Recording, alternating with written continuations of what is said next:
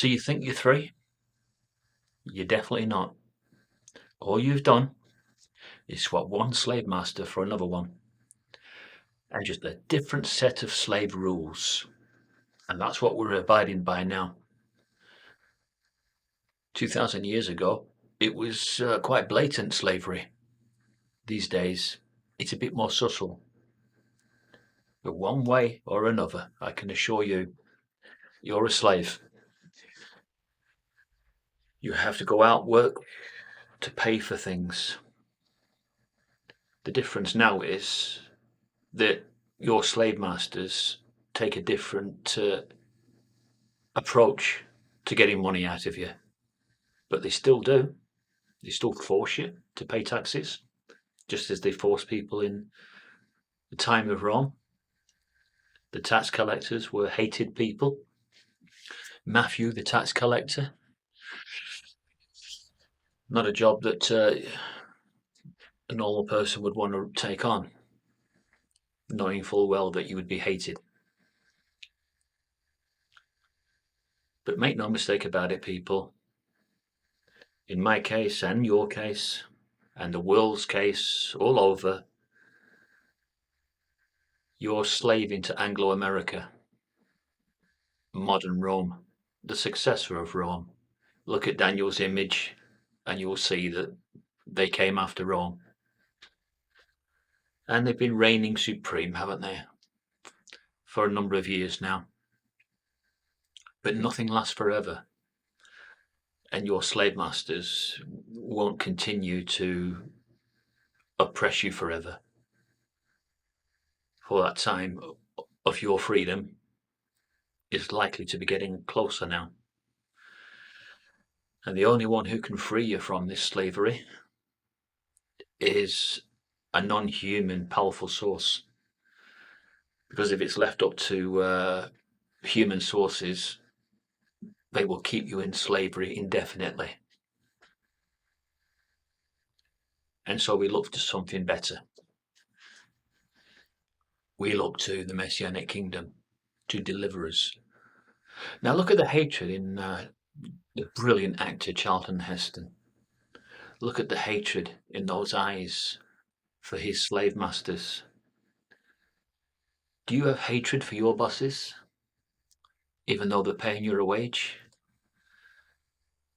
Might be a pittance of a wage, and you might be struggling to get by and pay all your bills and your mortgages and everything else that you need to pay just to stay part of the system. Because if you don't pay, they'll likely use strong arm tactics, wouldn't they, to get the money from you. And people have been known to be thrown into prison. Those that can't pay, who deliberately choose not to pay into the system, sometimes they're taught a lesson. And they become the product of the state, don't they, in the prison system.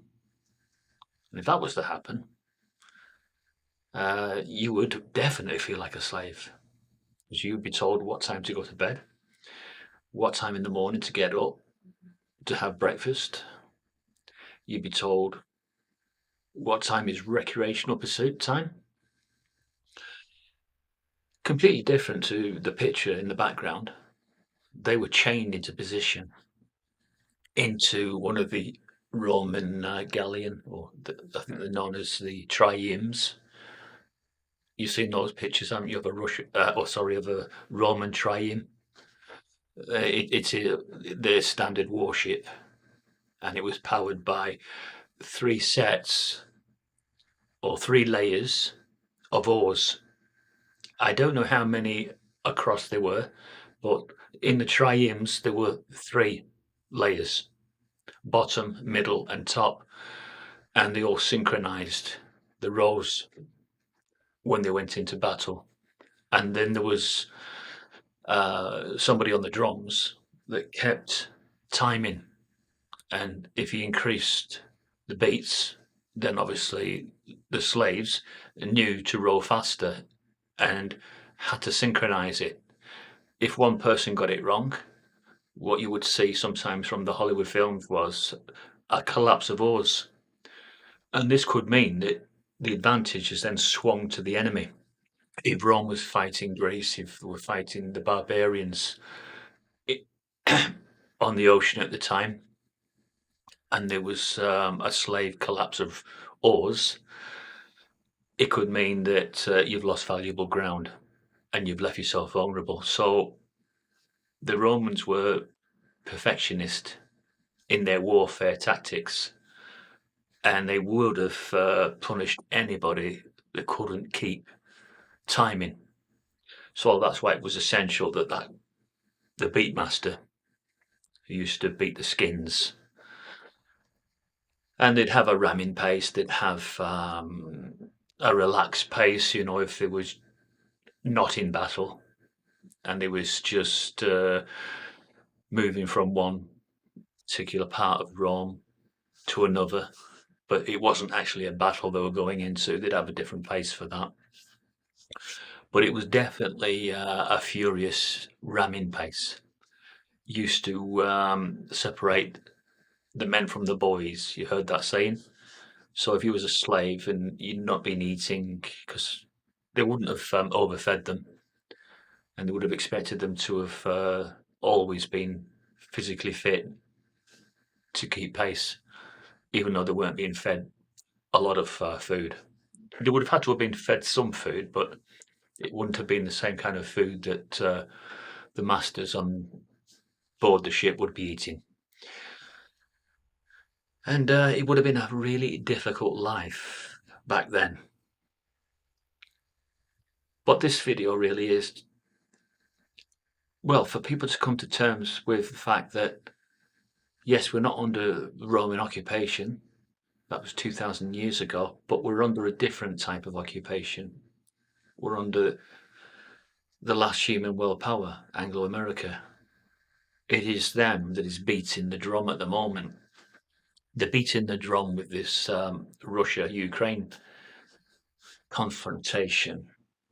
It's America that is tapping away on the skins so that Ukraine is doing just so, doing their bidding, really. Now, I saw something on the internet that was quite interesting, and I can't disagree with this, but Putin actually said that Ukraine is America's battering ram against Russia. Well, I think that he's right. I think that's exactly correct. And I seem to recall that Germany in the Second World War played a similar role. That they were the sort of battering ram to begin with. That the rich and powerful elites, both on the American, English, and on the European side, I'm talking about the Crown Princes of Europe, used Germany as their personal battering ram against the Bolsheviks. And I see a similarity between that and Ukraine and Russia. It is almost like history is repeating itself. And we know what happened there with Germany being strengthened by the rich and powerful. They went on to carry out the most extreme atrocities that any nation has ever witnessed. I just hope it's not going like that, people. Because if it does go down that route, and I can't see any human rescuing the situation, I can only see a non-human source being able to do something about it. And that would be, of course, the Messianic Kingdom. Okay, peeps, only a quick one. I've got to get off. Got things to do today. Goodbye.